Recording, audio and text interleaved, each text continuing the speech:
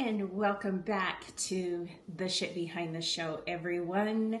Before I get started, I just want to throw out some gratitude to y'all. Thank you to all of you who like, listen, subscribe. Go follow me on YouTube if you have not already, the Shit Behind the Show and Tan and Blonde, and also on TikTok, Tan and Blonde. Instagram, The Shit Behind the Show, and Facebook, The Shit Behind the Show. I've got two different names going on because on YouTube, I kind of share a little bit more of my personal life, and I also share a lot of the podcast that's unedited. The audio, I edit a lot out. So TikTok, I share a lot. I go live a lot. So come say hello to me and hang out as I make new friends and discuss all of the fun things in life regarding dating, divorce, navigating this life, and self-improvement. Let's do better, guys. Me included. Hello. I am sharing my journey with you so I can help you with yours. So today, I wanted to discuss something that I have discussed in the past. But if any of you have followed me for almost 5 years now, I can't even believe it. I started my podcast with Coulter back in, I think it was 2019, 19. So yeah, it was, our first episode aired in February of 2019, I believe. So, no, 2020. So anyway, I'm going on 5 years. 5 years. Can you even believe it? That's a long time. I took a few hiatuses, 6 months here and there. I let my dating life get in the way a little bit, guys. And that's a great segue for boundaries, right? I am one that in my past, due to the conditioning from childhood, nothing against my parents or anything like that, I really struggled with boundaries, and I still do. I hate admitting that because if you're going to have a podcast where you discuss all of this shit, you want to feel like you know all the answers, right? While I know a lot, I'm still learning as I go along, right along with all of you. It is really hard to read a book, go to therapy, research this stuff, but not have the chance to apply it to real life situations, right? So until I have the chance to apply the stuff that I work on with myself and on myself and improve, I don't know if I've made it or not. So again, boundaries is one that I absolutely struggle with, and I know so many people do, because we live in a society where it's like, oh, be gentle, have empathy. Everyone's going through their own shit and on their own journey. Well, that is so true. And I appreciate those of you who have empathy. I have such a huge heart. I love deeply, and I fight fiercely. I'm a Scorpio. If you believe, you believe. If you don't, whatever. I have a strong personality on both ends. But I really struggle with the boundaries thing. And it's tough for me to admit. So part of learning to set boundaries is also part of self-love. If you are on a self-love journey and you are learning to put yourself first, discovering who this person is on the inside, what this person desires, then part of all of this whole picture of self-love is learning to set and establish strong boundaries, both with yourself, with your romantic partners, with family, friends, coworkers, bosses. It doesn't matter. It is setting those boundaries for yourself and others so you can really tell yourself, hey, I got you. I got that little person inside, that child that is just crying because of past traumas or childhood conditioning. So it's super important in order for you to feel fulfilled in every relationship in life, and both with self and others, you have got to learn this and these tools. And I am telling you, this may be one of the hardest things that I have had to apply to my life and learn. Again, childhood, I've been a people pleaser, both in childhood and adulthood. I was what they call trad wife, the Mormon, I'm perfect. I'm going to get all ready every day and have dinner ready on the table when my hubby gets home and be the perfect mom. Do you love that voice? I'm such a nerd. But be the perfect mom and wife so everybody's happy. But guess who suffered? Me. Do I regret it? No. I'm so proud of the children that I have. I boast about my kids all the time on here. And they don't even listen. It's fine. No, I'm super proud of the mother that I was and am. Was I perfect? No, but I was available and very present. So anyway, I'm proud of that. But I grew up in a culture where it is the expectation that you are quote unquote perfect. And it is so hard here. I was discussing this with one of my friends the other day. She's from North Carolina. And I was telling her about the culture here. She's like, oh, you're always so put together. And I'm like, that is just me. I like to be pretty. But it's also an expectation here with our culture that women have their shit together, their outer appearance at all times. And that is both for society. We are judged with a microscope. Like, we are judged on the daily, constant. When I visited North Carolina, I talked about this a few months ago. I visited North Carolina back in June, and not once did I feel any female eyes just giving me the up, down, and It was like a breath of fresh air. The men weren't creepy. I got told I was beautiful a couple times, and they were very respectful about it. Very respectfully, miss, you are so beautiful. I just had to tell you that. If I get told I'm beautiful here, it's like, hey girl, sup, you're beautiful. I get this in my DMs. Want to hang out? No, bro, no, I don't want to hang out. And all they see is your outer appearance. Visiting there, and again, I'm just expressing my experiences. Maybe it's different for you, my experiences. But there, people were like wanting to hear what I had to say and who I was on the inside. It was like, oh, you're so pretty. But oh my gosh, that was funny what you said.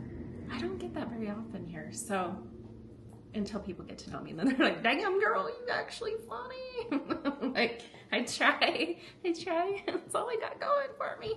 No. But anyway, back to boundaries. Have you guys ever noticed, and I'm not going to get your answers, but I squirrel a lot. ADHD. Ooh, I go off the rails, but I always come back. So back on track for boundaries. So lacking boundaries is a great way to say that you're lacking respect, both for yourself and others. If you are not respecting others' boundaries, you're not respecting them. If you are not expecting others to respect your boundaries and you're not setting those strong boundaries, you are setting yourself up for disrespect. And that's just the bottom line. Healthy boundaries allow you, again, to be comfortable within, to love yourself first, and to create a high self-esteem. If you don't draw those boundaries, you will notice that you'll start to feel depleted. And, I am so guilty of this, and I'm going to use myself as an example because I know there are so many of you that can relate. I come from codependency. Again, I was a doormat, a pushover, and I am still sometimes. I will fully admit this. It's really, really hard to recover from this, I promise. So those of you that are younger, start now. But I had the hardest time just not being a people pleaser. And people pleasing is so toxic because, one, you're teaching others they can just walk all over you and they don't need to respect you. But also, like, it makes you feel so icky inside. Like, you get treated like shit. I've been cheated on more times than I can count. And I fully understand that it is because of my lack of setting those boundaries and their lack of respecting anything as far as Christine goes. Any boundaries, anything. It's like, oh, she'll always be here. And I was for a while. So it is healthy when you first meet someone to share your personal information in a very gradual and mutual sharing, trusting relationship. There are those people that I feel this deep connection with right away, friends, and I'm just like, bleh. I'm gonna just throw all of my shit at you and tell you everything. But it's not always healthy. I also find that when I open up, a lot of people open up to me and it's a great therapy session. But again, there are only certain people. I wouldn't say go on a date and just spew all of your shit. No one wants to hear all of that on a first date or even a third date. Okay, guys? That includes physical. That's sharing a lot. Just saying. You do you, boo. But that is lacking boundaries. If you're giving too much, ladies, if you're giving too much too fast, you are showing these men that they don't need to respect you. Man, I can say the same for you. So there's that. Share very little, very gradual. Protect your physical and emotional space from intrusion. If there is something that just kind of makes your gut turn and kind of makes you feel icky, set that boundary. Look, this doesn't feel comfortable to me. I'm not ready for you to be in my personal space. Christine has this bubble. Don't get in my bubble unless you're invited, unless I give you a key, because that makes me feel icky. I have been on dates before where first day it's like, okay, they're a lot, right? First week they're wanting to get married. No. And they're wanting to be all touchy-feely and all up in my junk. Wait, no, not my junk. My space. All up in my space. And I'm just like, no. I'm very good at setting those boundaries, by the way. Very, very good. Have an equal partnership where responsibility and power are shared. I always say, and I always will, relationships, this isn't romantically what I'm speaking of right now, are 100-100. They are not 50-50. I learned this from Brene Brown, and I 100% agree with her. If you don't follow her, go follow her. She's amazing. Because there are days, as we all know, and I'm going through, or just have gone through these days lately, where I freaking needed more from my partner. I could not even give 50-50, probably. I have felt depleted. I have felt stressed. I have felt down. And I needed him to pick up a little bit because I couldn't provide that for him. If he was having a bad day, oh shit, the house is being burned down because I couldn't do it, right? I couldn't carry it. And then there have been times where the shoe's on the other foot.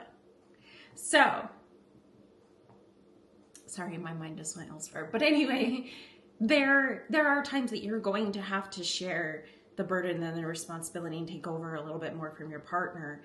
So have an equal partnership where it's like we both give and we both take, and agree on that. Be assertive. Be truthful and confident within this as well. Be okay with saying no. It is okay to say no. And be okay when others say no to you or yes. I have learned that I don't take it personal. If someone doesn't want to talk to me when I call them, if they don't have the time for me, I'm not going to take it personal. If they don't have the time to hang out with me, or they just flat out don't want to, I have had people come out and say, I just don't want to today. Yes, I love that. You know what I love about children? Children do this. No, thank you. I have a niece that she'll just say, no, thank you. And I love her so much because I'm like, girlfriend, don't lose that. Don't lose that. You stay with that. You stick with that. And she is amazing at setting boundaries. Sometimes her parents say sometimes she's a little too honest and they're like, I have to be nice about it. But again, she will always be respected because she's setting those hard boundaries at a young age, and I appreciate that. Recognize and separate needs, thoughts, feelings, and desires from others. We do not have to be yes people, right? I was going to say yes girl. We don't need to be people pleasers. In fact, no one likes a people pleaser. Ladies, I'm going to share a secret with you. I have a lot of male friends. I have a lot of very masculine male friends. Nobody, no man, no real masculine man wants a yes girl. They don't. It is up to the man to make the decisions. It is up to the man to lead. It is up to the man to chase. If you're a yes girl and you're chasing, that is an off dynamic. That's like, it's not in our DNA. And if you have a man that wants that, he may be a girl. I'm just saying. No, I'm kidding. Sorry, men. I'm not trying to be mean. I'm just saying you're in your feminine. Get out of your feminine. Okay? Go do some work. Ladies, if you are wanting to take charge and be in control, get out of your damn masculine. You need to be settling back in the feminine. We want leaders. We want guidance. We want decision makers. We don't want men to bow down and kiss our feet. I promise. And if they want to marry you right away, it's not a masculine trait. However, he should be the one making the decisions there and asking. So there's that. Empower yourself to make healthy choices and always take responsibility for yourself. That is hardcore, setting boundaries with yourself. Take responsibility. I have mastered this. I am so proud of myself. This is so fucking hard to master. I'm telling you, did you just feel the aggression in my voice? Like, so hard to master, but once you get past this and you can actually take responsibility for your actions, say sorry, do better, and just say, I messed up. Guys, just because you make a mistake doesn't mean you're a bad person. We're human. We are humans here to experience a human experience. Christine, hello. No, we're on a journey. And this journey is not perfect. And we learn not from the beginning, not from the end, but from the middle. And it is okay to make mistakes. And it's even better to say, yep, sorry, I made a mistake. And again, I am so proud of myself. I will own my shit and I will apologize. And I'm great at getting over shit pretty quick. If I get in an argument, a disagreement, whatever, I am really good at like, okay, I'm sorry. I'll work on this. I'll do better. Squashed. And I can move on. Super proud of myself. It's kind of a male trait, but I'm proud of myself that I can be self-aware enough to take responsibility for myself. It feels very empowering. It feels very healthy. And again, if I'm taking responsibility for myself and for my actions, that invites the other person, the other party to take responsibility for theirs. If they don't, it's not on me. It's not on me. I don't have to carry the weight of your decisions and your shit or even how you treat me. That's on you. How you feel about me is not my business. How you treat me is up to you. How I respond and the boundaries that I set is up to me. Plain and simple. So those are some of the ways that we can establish and set healthy boundaries. Join me tomorrow and I'm going to discuss unhealthy boundaries.